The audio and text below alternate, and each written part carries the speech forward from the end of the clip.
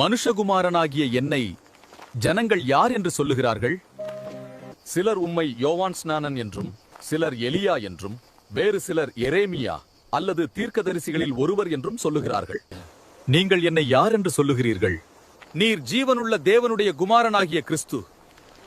யோனாவின் குமாரனாகிய சீமோனே, நீ பாக்கியவான். மாம்சமும் இரத்தமும் இதை உனக்கு வெளிப்படுத்தவில்லை, பரலோகத்தில் இருக்கிற என் பிதா இதை உனக்கு வெளிப்படுத்தினார்.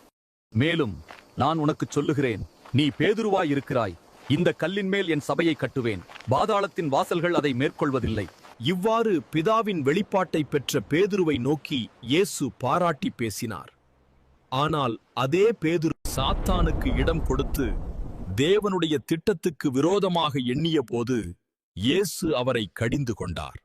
எனக்கு பின்னாக போ சாத்தானே, நீ எனக்கு இடரலாயிருக்கிறாய்.